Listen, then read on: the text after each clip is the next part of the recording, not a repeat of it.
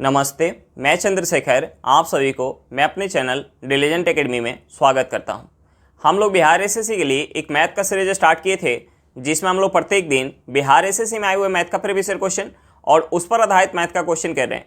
चलिए आज उस सीरीज में हम लोग आगे की तरफ चलते हैं। इससे पहले अगर आप मेरे चैनल पर नए हो तो चैनल को सब्सक्राइब कर लें और बेल आइकन को प्रेस करना बिल्कुल ना भूलें, ताकि आपको सबसे पहले लेटेस्ट नोटिफिकेशन मिलता रहे। चलिए अब हम लोग क्वेश्चन की तरफ चलते हैं। देखिए हमारा क्वेश्चन क्या दिया हुआ है। हमारा क्वेश्चन यदि दो संख्याएं तीसरी संख्या से क्रमशः 30% और 40% अधिक है तो दूसरी से पहली संख्या का प्रतिशत क्या है। हमें क्या निकालना है, दूसरी से पहली संख्या का प्रतिशत निकालना है। अब देखिए मैं क्वेश्चन में क्या दिया हुआ है, हमें क्वेश्चन में दिया कि दो संख्याएं तीसरी संख्या से क्रमशः 30% और 40% अधिक है। तो हम यहाँ से तीनों संख्या का रेशियो निकाल सकते हैं। हम यहाँ से तीनों संख्या का रेशियो निकाल सकते हैं। पहली संख्या, दूसरी संख्या और तीसरी संख्या का हम रेशियो निकाल सकते हैं। अब देखिए मैं क्वेश्चन में दिया कि दो संख्याएं तीसरी संख्या से क्रमशः 30% और 40% अधिक है। तो हमने मान लिया कि तीसरी संख्या 100 है। हमने मान लिया कि तीसरी संख्या 100 है। तो देखिए पहली संख्या इससे 30% अधिक होगी। तो देखिए 100 का अगर हम 30% निकालेंगे तो ये हमारा क्या निकल के आ जाएगा, 30 निकल के आ जाएगा। यानी 100 से 30 अधिक होगी, ये कितना होगी, 130 होगी। और दूसरी संख्या तीसरी संख्या से 40% अधिक है। तो हम 100 का अगर 40% निकालेंगे तो ये हमारा क्या हो जाएगा, 40 हो जाएगा। यानी 100 से 40 अधिक होगी दूसरी संख्या, यानी दूसरी संख्या कितना होगी, 140 होगी। अब देखिए हम यहाँ से 0 से 0 काट सकते हैं। देखिए यहाँ से हमारा रेशियो निकल के आ गया 13:14:10 निकल के आ गया। अब देखिए हमने मान लिया कि पहली संख्या 13 यूनिट है तो दूसरी संख्या 14 यूनिट है और तीसरी संख्या कितना है, 10 यूनिट है। और हमसे क्वेश्चन में पूछ क्या रहा है, हमसे पूछ रहा है कि दूसरी से पहली संख्या का प्रतिशत कितना है। यानी हमसे पूछ क्या रहा है, दूसरी से पहली संख्या का प्रतिशत पूछ रहा है। किससे, दूसरी से। देखिए पहली संख्या है कितना, पहली संख्या है 13। पहली संख्या है कितना, 13। और हमसे पूछ क्या रहा है, दूसरी संख्या से प्रतिशत पूछ रहा है। किससे, दूसरी संख्या से। दूसरी संख्या कितना है, 14 है। दूसरी संख्या कितना है, 14 है। गुने हम 100 करेंगे तो यहाँ से हमारा प्रतिशत निकल के आ जाएगा। अब देखिए अगर हम इसे 2 से काटेंगे तो ये 2 से जाएगा 7 बार में, ये 2 से कितने बार में जाएगा, 50 बार में। हम यहाँ गुना करेंगे तो ये हमारा हो जाएगा 650/7%। अब देखिए हम इसे क्या लिख सकते हैं, अगर इसे 7 से काटेंगे ये 7 से जाएगा 9 बार में, हाथ में क्या आ जाएगा, 2, ये हो जाएगा 20। 20 जाएगा 7 से 2 बार में, हाथ में आ जाएगा 6/7%। यानी यहाँ से हमारा क्या निकल के आ गया, यहाँ से हमारा निकल के आ गया कि दूसरी से पहली संख्या का प्रतिशत क्या है, 92 सही 6/7%। हमारा आंसर क्या निकल के आ गया, 92 सही 6/7%। चलिए क्वेश्चन समझ में आ गया होगा। नेक्स्ट क्वेश्चन पे चलते हैं। देखिए हमारा क्वेश्चन क्या दिया हुआ है। हमारा क्वेश्चन है 3 मिश्रण जिनमें दूध तथा पानी 5:1, 2:1 तथा 3:1 के अनुपात में है। इन्हें 1:2:3 के अनुपात में मिलाया जाता है तो अंतिम मिश्रण में दूध एवं पानी का अनुपात क्या होगा। हमें क्या निकालना, अंतिम मिश्रण में दूध और पानी का अनुपात निकालना है। हमें क्वेश्चन में 3 मिश्रण दिया हुआ है और तीनों मिश्रण में हमें दूध और पानी का रेशियो दिया है। देखिए हमें तीनों मिश्रण में दूध और पानी का रेशियो दिया है। हमें जो है दूध और पानी का रेशियो दिया है। देखिए पहले मिश्रण में हमें दूध और पानी का रेशियो क्या दिया है, 5:1 दिया है। दूसरे मिश्रण में हमें रेशियो क्या दिया है, 2:1 दिया है। और तीसरे मिश्रण में हमें रेशियो क्या दिया हुआ है, हमें रेशियो दिया हुआ है 3:1 दिया हुआ है। अब देखिए हमने मान लिया कि पहले मिश्रण में अगर 5 यूनिट दूध होगा तो 1 यूनिट क्या होगा, पानी होगा। 1 यूनिट क्या होगा, पानी होगा। यानी पहले मिश्रण का आयतन कितना हो जाएगा, 6 यूनिट हो जाएगा। अब देखिए हमने मान लिया कि दूसरे मिश्रण में अगर 2 यूनिट दूध है तो 1 यूनिट क्या है, पानी है। यानी दूसरे मिश्रण का आयतन क्या हो जाएगा, 3 यूनिट। अब देखिए तीसरे मिश्रण में हमने मान लिया कि 3 यूनिट दूध है तो 1 यूनिट क्या है, पानी है। यानी तीसरे मिश्रण का आयतन क्या हो जाएगा, 4 यूनिट हो जाएगा। अब देखिए हम सबसे पहले क्या करेंगे, तीनों मिश्रण के आयतन को हम बराबर करेंगे। अब देखिए आयतन बराबर करने के लिए अगर हम इस 6 में 2 से गुना कर ले तो ये हमारा क्या हो जाएगा, 12 हो जाएगा। तो हम इस 3 को भी 12 बनाएंगे। 3 को 12 बनाने के लिए हम इसमें 4 से गुना करेंगे और इस 4 को भी हम 12 बनाएंगे। 4 को 12 बनाने के लिए हम इसमें 3 से गुना करेंगे। अब देखिए तीनों मिश्रण का आयतन जो है, तीनों मिश्रण का आयतन जो है बराबर निकल के आ गया। और हमसे क्वेश्चन में पूछ क्या रहा है, हमसे पूछ रहा है कि अगर इन्हें 1:2:3 के अनुपात में अगर मिलाया जाए तो अंतिम मिश्रण में दूध और पानी का अनुपात क्या होगा। यानी पहले मिश्रण का अगर हमें 1 यूनिट लेना है तो दूसरे मिश्रण का हमें 2 यूनिट लेना है और तीसरे मिश्रण का हमें 3 यूनिट लेना है। तो देखिए हम यहाँ गुना करेंगे, पहले मिश्रण के रेशियो में हम गुना करेंगे 2 गुने 1 से, तो ये हमारा क्या हो जाएगा, ये हमारा हो जाएगा 10:2 हो जाएगा। दूसरे मिश्रण के रेशियो में हम गुना करेंगे 4 गुने 2 से, तो ये हमारा क्या हो जाएगा, ये हमारा हो जाएगा 16:2 8 हो जाएगा। अब देखिए तीसरे मिश्रण के रेशियो में हम गुना करेंगे 3 गुने 3 से, तो ये हमारा क्या हो जाएगा, ये हमारा हो जाएगा 27:9 हो जाएगा। अब देखिए हम इसे ऐड कर लेंगे तो हमारा अंतिम मिश्रण में दूध और पानी का रेशियो निकल के आ जाएगा। देखिए हम इसे ऐड करेंगे तो ये हमारा क्या हो जाएगा 26 प्लस 27 क्या हो जाएगा 53 हो जाएगा। इसे ऐड करेंगे तो ये हमारा क्या हो जाएगा 19 हो जाएगा। अब देखिए अंतिम मिश्रण में दूध और पानी का रेशियो क्या निकल के आ गया, 53:19 निकल के आ गया। हमारा आंसर क्या निकल के आ गया, 53:19 निकल के आ गया। चलिए क्वेश्चन समझ में आ गया होगा, नेक्स्ट क्वेश्चन पे चलते हैं। देखिए हमारा क्वेश्चन क्या दिया हुआ है। हमारा क्वेश्चन है एक मनुष्य 3 वर्ष की अवधि के लिए समान दर पर 400 रुपये तथा 600 रुपये उधार देता है तथा ब्याज के रूप में उसे कुल 90 रुपये मिलते हैं, तो प्रति वर्ष प्रतिशत ब्याज दर क्या है। हमें क्या निकालना, रेट ऑफ इंटरेस्ट निकालना है। अब देखिए हमें क्वेश्चन में क्या दिया है, हमें क्वेश्चन में टाइम दिया है और हमें क्वेश्चन में क्या दिया, पहला प्रिंसिपल दिया है और दूसरा प्रिंसिपल दिया है और हमें क्वेश्चन में टोटल जो है ब्याज दिया है और हमसे पूछ के रेट ऑफ इंटरेस्ट पूछ रहा है। अब देखिए हमें क्वेश्चन में कहीं भी नहीं लिखा हुआ है कि ब्याज जो है चक्रवृद्धि ब्याज के दर से काउंट हो रहा है, तो हम ये मान के चलेंगे कि ब्याज जो है साधारण ब्याज के दर से काउंट हुआ होगा। अब देखिए हमें क्वेश्चन में क्या दिया है, हमें क्वेश्चन में दोनों प्रिंसिपल के लिए हमें टाइम कितना दिया, 3 वर्ष, और हमें जो है दोनों प्रिंसिपल का वैल्यू दिया हुआ है, हमें टोटल जो है एसआई दिया हुआ है और हमसे पूछ के आ रहा है रेट ऑफ इंटरेस्ट। तो देखिए हम यहाँ अगर एसआई काउंट करेंगे, हम यहाँ एसआई काउंट करेंगे तो यहाँ एसआई क्या हो जाएगा, P1 प्लस P2 गुने रेट ऑफ इंटरेस्ट गुने टाइम बटा क्या हो जाएगा 100 हो जाएगा। अब देखिए हमें क्वेश्चन में टोटल जो है एसआई दिया हुआ है, हमें जो है P1 का वैल्यू दिया हुआ है, P2 का वैल्यू दिया हुआ है और हमें टाइम दिया हुआ है। तो हम इस इक्वेशन में एसआई, P1, P2 और T का वैल्यू पुट करके हम यहाँ से रेट ऑफ इंटरेस्ट निकाल सकते हैं। अब देखिए हमें क्वेश्चन में एसआई कितना दिया हुआ है, 90 रुपया, P1 का वैल्यू कितना दिया 400 रुपया, P2 का वैल्यू कितना दिया 600 रुपया। हम इसे ऐड करेंगे, ये हमारा कितना हो जाएगा 1000 रुपया हो जाएगा, ये हमारा हो जाएगा 1000 रुपया गुने हमें रेट ऑफ इंटरेस्ट निकालना है गुने टी हमारा कितना है 3 वर्ष बटा क्या हो जाएगा 100 हो जाएगा। अब देखिए हम यहाँ से 2 जीरो से 2 जीरो काट सकते हैं, हम इस 1 जीरो से 1 जीरो को काट सकते हैं, इस 3 से अगर हम 9 को काटेंगे ये 3 बार में जाएगा। यहाँ से हमारा रेट ऑफ इंटरेस्ट क्या निकल के आ गया, 3% निकल के आ गया। हमसे पूछ के आ रहा था रेट ऑफ इंटरेस्ट और हमारा रेट ऑफ इंटरेस्ट क्या निकल के आ गया, 3% निकल के आ गया। चलिए क्वेश्चन समझ में आ गया होगा, नेक्स्ट क्वेश्चन पे चलते हैं। देखिए हमारा क्वेश्चन क्या दिया हुआ है, हमारा क्वेश्चन है तेल की लागत 100 रुपये प्रति लीटर पड़ती है, इसमें दूसरे तेल की मिलावट करने पर लागत 50 रुपये प्रति लीटर पड़ती है। राम इस मिश्रण को 96 रुपये प्रति लीटर के हिसाब से बेचकर 20% लाभ कमाता है, तो वह किस अनुपात में दोनों मिलाता है। हमें क्या निकालना, रेशियो निकालना है। तो देखिए हम यहाँ एलिगेशन लगा के रेशियो निकाल सकते हैं। अब देखिए हमें पहले तेल का लागत मूल्य हमें क्या दिया 100 रुपये प्रति लीटर, दूसरे तेल का हमें लागत मूल्य क्या दिया 50 रुपये प्रति लीटर और हमें मिश्रण का क्या दिया, हमें मिश्रण का दिया कि 96 रुपये प्रति लीटर के हिसाब से बेचने पर 20% का लाभ होता है। यानी हमें मिश्रण का जो है एसपी दिया हुआ है और दोनों तेल का हमें क्या दिया सीपी दिया हुआ है। तो देखिए एलिगेशन लगाने के लिए हम एलिगेशन जो है बराबर में लगाते हैं, यानी पहले तेल का अगर हमें सीपी दिया हुआ है, दूसरे तेल का हमें सीपी दिया हुआ है, तो हमें एलिगेशन लगाने के लिए मिश्रण का भी हमें सीपी पता होना चाहिए। अगर पहले तेल का हमें एसपी दिया हुआ है, दूसरे तेल का हमें एसपी दिया हुआ है, तो हमें मिश्रण का भी एसपी पता होना चाहिए। तो देखिए यहाँ जो है पहले तेल का हमें सीपी दिया हुआ है, दूसरे तेल का भी हमें सीपी दिया हुआ है और मिश्रण का हमें एसपी दिया हुआ है, तो हमें सबसे पहले मिश्रण का सीपी निकालना पड़ेगा। अब देखिए हमें क्वेश्चन में दिया हुआ है कि 96 रुपये प्रति लीटर के हिसाब से बेचने पर 20% लाभ होता है। तो हम सबसे पहले इस 20% को हम फ्रैक्शन में चेंज करेंगे, 20% को फ्रैक्शन में चेंज करेंगे तो ये हमारा क्या हो जाएगा 1/5 हो जाएगा। तो देखिए हम यहाँ से सीपी और एसपी का हम रेशियो निकाल सकते हैं। देखिए सीपी अगर 5 यूनिट होगा तो 5 पे 1 का लाभ होगा, यानी एसपी कितना हो जाएगा 6 यूनिट। लेकिन हमें क्वेश्चन में एसपी कितना दिया 96 रुपया, यानी इस 6 यूनिट का वैल्यू हमें क्वेश्चन में क्या दिया है 96 रुपया दिया है। तो हम यहाँ से इस 5 यूनिट का वैल्यू निकाल सकते हैं।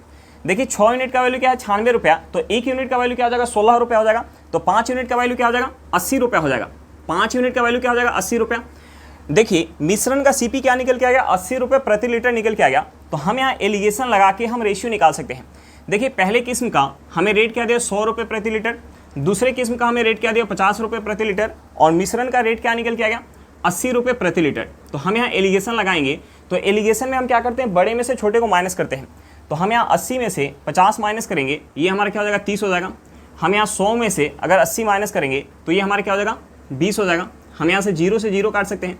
यहाँ से हमारा रेशियो क्या निकल के आ गया 3:2 निकल के आ गया। रेशियो क्या निकल के आ गया 3:2 निकल के आ गया। हमारा आंसर क्या निकल के आ गया 3:2 निकल के आ गया। चलिए क्वेश्चन समझ में आ गया होगा, नेक्स्ट क्वेश्चन पे चलते हैं। देखिए हमारा क्वेश्चन क्या दिया हुआ है, हमारा क्वेश्चन है यदि दो संख्याओं का गुणोत्तर माध्य 8 है तथा हरात्मक माध्य 6.4 है तो संख्याएं हैं, हमें यहाँ 4 ऑप्शन दिया हुआ है।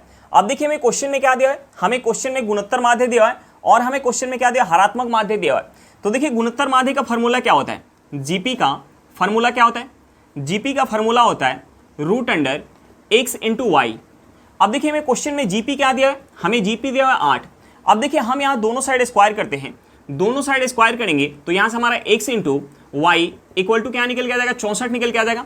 अब देखिए हमें क्वेश्चन में हरात्मक माध्य हमें कितना दिया है, 6.4 दिया है और हरात्मक माध्य को हम h से सूचित करते हैं। हरात्मक माध्य का फॉर्मूला क्या होता है, 2 × x × y बटा x + y होता है। अब देखिए हम यहाँ वैल्यू पुट करेंगे, हरात्मक माध्य हमें क्वेश्चन में क्या दिया, 6.4 इक्वल टू 2 गुने, अब देखिए यहाँ से हमारा x × y क्या निकल के आया, 64 निकल के आया। x × y के जगह हम 64 पुट करेंगे बटा हमारा क्या हो जाएगा, x + y हो जाएगा। अब देखिए 6.4 से अगर हम 64 को काटेंगे ये कितने बार में जाएगा, ये चला जाएगा 10 बार में। यहाँ से हम क्रॉस गुना करेंगे तो यहाँ से हमारा x + y इक्वल टू क्या निकल के आ जाएगा, 20 निकल के आ जाएगा। अब देखिए यहाँ से x × y हमारा क्या निकल गया है, 64 और x + y क्या निकल गया है, 20 निकल गया है। तो देखिए हम यहाँ ऑप्शन से दोनों संख्या निकाल सकते हैं। अब देखिए अगर हम यहाँ ऑप्शन ए में अगर दोनों संख्या को ऐड करेंगे तो ये हमारा क्या हो जाएगा, 10 हो जाएगा, यानी ऑप्शन ए हमारा सही आंसर नहीं होगा। अब देखिए ऑप्शन बी में अगर हम दोनों संख्या को ऐड करेंगे तो ये हमारा क्या हो जाएगा, 20 हो जाएगा और दोनों संख्या को गुना करेंगे तो ये हमारा क्या हो जाएगा, 64 हो जाएगा, यानी यहाँ से हमारा सही आंसर क्या हो जाएगा, ऑप्शन बी हो जाएगा।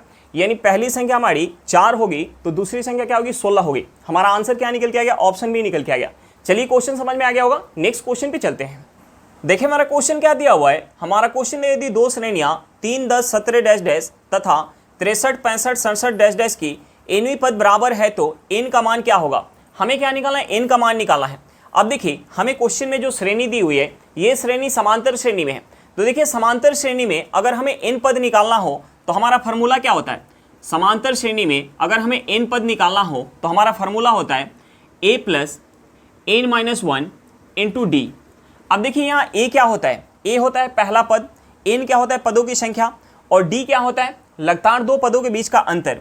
अब देखिए हमें क्वेश्चन में दिया हुआ है, हमें क्वेश्चन में दिया हुआ है कि दोनों श्रेणी का nवां पद जो है बराबर है, यानी हम यहाँ से लिख सकते हैं अगर पहला श्रेणी का अगर हम nवां पद निकालेंगे तो ये हमारा हो जाएगा 3 + n - 1 और d यहाँ क्या हो जाएगा, यहाँ लगातार 2 पदों के बीच का अंतर क्या हो जाएगा, 7 हो जाएगा, गुने 7 इक्वल टू दूसरा श्रेणी का पहला पद क्या है 63 + n - 1 और यहाँ d क्या हो जाएगा, लगातार 2 पदों के बीच का अंतर क्या हो जाएगा, 2 हो जाएगा, लगातार 2 पदों के बीच का अंतर क्या हो जाएगा, 2 हो जाएगा। अब देखिए हम यहाँ से इसे लिख सकते हैं, ये हमारा हो जाएगा 3 प्लस हम इसमें अगर 7 से गुना करेंगे ये हमारा हो जाएगा 7n - 7 इक्वल टू ये हमारा हो जाएगा 63 प्लस ये हमारा हो जाएगा 2n - 2। अब देखिए हम यहाँ से अगर इसे माइनस कर ले तो ये हमारा हो जाएगा 7n - 4 इक्वल टू ये हमारा हो जाएगा 2n + 61 हो जाएगा। अब देखिए अगर इस 2n को इस साइड लेके आ जाए तो हमारा प्लस में है तो माइनस में हो जाएगा, यानी यहाँ से हम लिख सकते हैं 7n - 2n इक्वल टू इस 4 को अगर हम उस साइड लेके चले जाए, इस 4 को उस साइड लेके जाएंगे तो हमारा माइनस में तो प्लस में हो जाएगा, यानी 61 में अगर 4 ऐड करेंगे ये हमारा क्या हो जाएगा, 65 हो जाएगा। यहाँ से हमारा हो जाएगा 5n इक्वल टू 65। यहाँ से हमारा n क्या निकल के आ जाएगा, n निकल के आ जाएगा 13। हमसे जो है n का वैल्यू पूछ रहा था, n का वैल्यू क्या निकल के आ गया, 13 निकल के आ गया, यानी हमारा सही आंसर क्या हो जाएगा, ऑप्शन बी हो जाएगा। हमारा सही आंसर क्या हो जाएगा, ऑप्शन बी हो जाएगा। चलिए क्वेश्चन समझ में आ गया होगा, नेक्स्ट क्वेश्चन पे चलते हैं। देखिए हमारा क्वेश्चन क्या दिया हुआ है, हमारा क्वेश्चन ने निम्नलिखित 3 सूचनाओं पर विचार करें। गीता तथा सीता की आयु बराबर है। गीता, रीना तथा सीता की कुल आयु 88 वर्ष है। रीना की आयु गीता तथा सीता की आयु के योग के बराबर है, तो रीना की आयु क्या है। हमें क्या निकालना, रीना की आयु निकालना है। अब देखिए हमें क्वेश्चन में क्या दिया है, हमें क्वेश्चन में दिया कि गीता और सीता की आयु जो है बराबर है। हमें क्वेश्चन में दिया है कि गीता और सीता की आयु बराबर है, और हमें क्वेश्चन में क्या दिया, हमें क्वेश्चन में दिया है कि गीता, रीना तथा सीता की कुल आयु जो है 88 वर्ष है। हमें क्वेश्चन में क्या दिया, हमें क्वेश्चन में दिया है गीता प्लस सीता प्लस रीना की कुल आयु, हमें क्वेश्चन में क्या दिया है 88 वर्ष दिया है। और हमें क्वेश्चन में क्या दिया है, हमें क्वेश्चन में दिया है कि रीना की आयु गीता तथा सीता के आयु के योग के बराबर है, यानी हम यहाँ से लिख सकते हैं रीना की आयु किसके बराबर हो जाएगी, गीता प्लस सीता के आयु के बराबर हो जाएगी। अब देखिए हमसे पूछ क्या रहा है, हमसे पूछ रहा है रीना की आयु, हमसे रीना की आयु पूछ रहा है। तो देखिए हम यहाँ से g प्लस a की जगह अगर हम r पुट कर ले तो हम इस इक्वेशन से r का वैल्यू यानी रीना की आयु निकाल सकते हैं। यानी हम यहाँ से लिख सकते हैं इस g प्लस a की जगह हम r पुट करेंगे, क्योंकि r किसके बराबर है, g प्लस a के बराबर है। तो हम यहाँ से लिख सकते हैं r plus r equal to क्या हो जाएगा, 88 वर्ष हो जाएगा। अब देखिए हम इसे ऐड करेंगे, ये हमारा हो जाएगा 2r इक्वल टू क्या हो जाएगा, 88 वर्ष। यहाँ से हमारा r क्या निकल के आ जाएगा, यहाँ से हमारा r निकल के आ जाएगा 44 वर्ष। यानी रीना की आयु क्या निकल के आ गया, 44 वर्ष निकल के आ गया। हमारा आंसर क्या निकल के आ गया, 44 वर्ष निकल के आ गया। चलिए क्वेश्चन समझ में आ गया होगा, नेक्स्ट क्वेश्चन पे चलते हैं। देखिए हमारा क्वेश्चन क्या दिया हुआ है, हमारा क्वेश्चन है एक घड़ी प्रतिदिन 15 मिनट आगे हो जाती है, 12 बजे दोपहर में इसका समय सही मिलाया गया है, प्रातः 4 बजे यह समय दिखाएगी। अब देखिए हमें क्वेश्चन में क्या दिया है, हमें क्वेश्चन में दिया है कि एक घड़ी प्रतिदिन 15 मिनट आगे हो जाती है, यानी 24 घंटा में घड़ी जो है 15 मिनट आगे हो जाती है, 15 मिनट आगे हो जाती है। तो हमसे पूछ रहा है कि 12 बजे दोपहर में सही समय मिलाया गया, उसके बाद प्रातः 4 बजे घड़ी क्या समय दिखाएगी। तो देखिए 12 बजे दोपहर से प्रातः 4 बजे यानी 4 AM तक कितना समय होगा, यानी 12 घंटा और 4 घंटा यानी 16 घंटा हो जाएगा। तो देखिए 24 घंटा में घड़ी जो है 15 मिनट आगे हो जाती है, 24 घंटा में घड़ी जो है 15 मिनट आगे हो जाती है। तो 8 घंटा में घड़ी जो है कितना आगे हो जाएगी। देखिए 24 को अगर हमें 8 बनाना है तो हमें इसमें 3 से भाग देना पड़ेगा। अगर हम इस साइड 3 से भाग दे रहे हैं तो हमें इस साइड भी 3 से भाग देना पड़ेगा। तो 15 में 3 से भाग देंगे तो ये हमारा क्या हो जाएगा, 5 मिनट। यानी 8 घंटा में घड़ी जो है 5 मिनट आगे हो जाएगी। तो 16 घंटा में हम निकाल सकते हैं कि घड़ी कितना आगे हो जाएगी। 16 घंटा में घड़ी जो है कितना आगे हो जाएगी। इस 8 को अगर हमें 16 बनाना है तो हमें इसमें 2 से गुणा करना पड़ेगा। अगर हम इस साइड 2 से गुणा करें तो हमें इस साइड भी 2 से गुणा करना पड़ेगा। तो 5 में अगर हम 2 से गुणा करेंगे तो ये हमारा क्या हो जाएगा, 10 मिनट। यानी घड़ी जो है 10 मिनट आगे हो जाएगी। प्रातः 4 बजे तक घड़ी जो है 10 मिनट आगे हो जाएगी। यानी 4 बजे घड़ी क्या समय दिखाएगी, घड़ी जो है 4 बजे समय दिखाएगी, प्रातः 4:10। यानी हमारा सही आंसर क्या हो जाएगा, ऑप्शन सी हो जाएगा। हमारा सही आंसर क्या हो जाएगा, ऑप्शन सी हो जाएगा। चलिए क्वेश्चन समझ में आ गया होगा, नेक्स्ट क्वेश्चन पे चलते हैं। देखिए हमारा क्वेश्चन क्या दिया हुआ है, हमारा क्वेश्चन है एक कार 72 किलोमीटर पर घंटा की गति से चलती है, वह 72 मीटर तक चलने में कितना समय लेगी।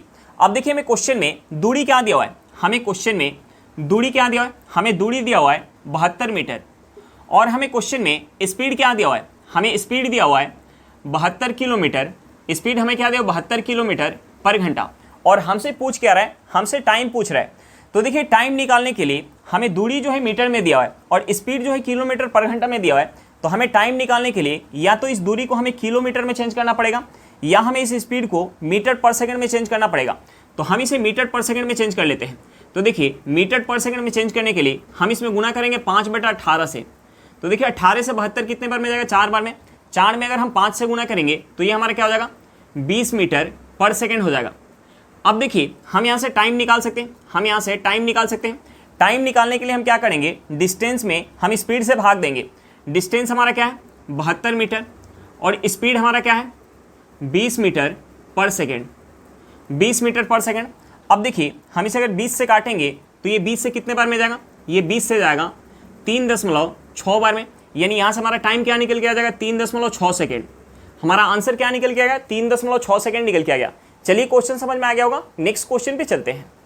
देखिए हमारा क्वेश्चन क्या दिया हुआ है, हमारा क्वेश्चन है 10% साधारण ब्याज की वार्षिक दर से 500 रुपये कितने समय के बाद 600 रुपये बन जाएगा। अब देखिए हमें क्वेश्चन में क्या दिया हुआ है, हमें क्वेश्चन में प्रिंसिपल दिया हुआ है। हमें प्रिंसिपल कितना दिया हुआ है, 500 रुपया। हमें प्रिंसिपल कितना दिया, 500 रुपया। और हमें क्वेश्चन में क्या दिया हुआ है, अमाउंट दिया हुआ है। हमें अमाउंट कितना दिया, 600 रुपया। हमें अमाउंट कितना दिया, 600 रुपया। और हमें क्वेश्चन में क्या दिया है, हमें क्वेश्चन में रेट ऑफ इंटरेस्ट दिया है। हमें रेट ऑफ इंटरेस्ट क्या दिया है, 10% वार्षिक। और हमसे पूछ क्या रहा है, हमसे पूछ रहा है टाइम।